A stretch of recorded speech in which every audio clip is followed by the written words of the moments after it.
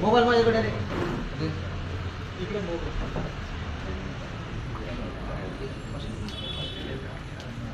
बघाय ना भाऊ, मला सांगा की खाते वाटप झाले मात्र अद्याप पालकमंत्री जिल्ह्याला मिळाले नाहीत आणि काय सांगाल तुम्ही त्याच्याविषयी? काय नाही, हा सर्वस्वी अधिकार माननीय मुख्यमंत्री महोदय यांचा आहे आणि मुख्यमंत्री महोदय या संदर्भात तातडीने निर्णय घेतील. मला असं वाटतं की आता मंत्रिमंडळाचं खातेवाटप झालेलं आहे, कामाला सुरुवात झालेली आहे, कॅबिनेट व्हायला लागलेले आहेत. ठीक आहे, आज उद्या होईल. त्यामुळे एवढं काही पॅनिक व्हायची गरज नाही. शिवसेनेला शिवसेनेकडून अतुल सावे यांना देखील विरोध झालेला असताना आता मग काय वाटतं असं किंवा कुठलं पालकमंत्री पद द्यायला पाहिजे, काय नाही सरकार? नाही, विरोध वगैरे असं काही नाही. कार्यकर्त्याच्या त्यांनी स्वतः वैयक्तिक भावना व्यक्त केल्या होत्या, पण तो असं मी स्वतः माझ्या पातळीवर कधी असं केलेलं नाही. माननीय मुख्यमंत्री महोदय जो पालकमंत्री देतील त्या पालकमंत्र्यासोबत आम्ही काम करू आणि ठीक आहे, आज उद्या होईलच. महानगरपालिका जे आहेत आता तोंडावर आलेले आहेत, तुमच्या पक्षाची काय भूमिका? आता भाजपकडून देखील स्वबळावर लढवण्याची तयारी सुरू असल्याचं समजते. आम्ही जनतेला विनंती केलेली की यावेळेस महानगरपालिका आमच्या ताब्यात द्या.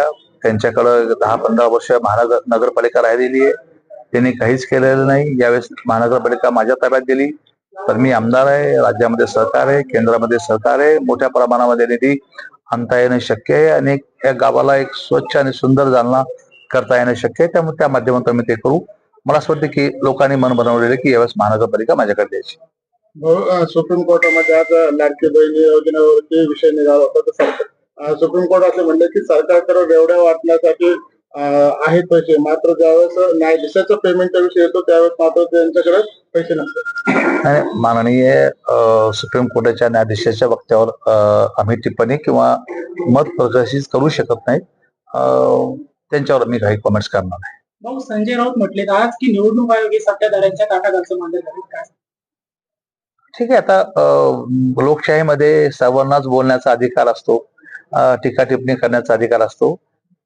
निवडणूक आयोग हे स्वतंत्र आपल्या राज्यातली एक वेगळी संस्था आहे, त्यामुळं ती कोणाची आहे नियंत्रणाखाली काम न करणारी संस्था निवडणूक आयोग या ठिकाणी आहे. त्यामुळं आरोप करायला आपण आरोप काही करू शकतो, परंतु आजपर्यंत कोणतेही आरोप हे सिद्ध करू शकलेले नाहीत. वारंवार निवडणूक आयोगाकडून सांगितलं जातं की तुम्ही ईव्हीएम हॅक करून दाखवा. मग तिथं जेव्हा घोषित केलं जातं की ईव्हीएम तुम्ही हॅक करून दाखवा, मग तिथं का कोणी येत नाही? तिथं कोणी का सांगत नाही येऊन की आम्ही हॅक करतो? तिथं ते यायचं नाही, मात्र इकडं बाहेर काहीतरी मीडियावरती बोलायचं. मला असं वाटतं की असं वागणं बरोबर नाही.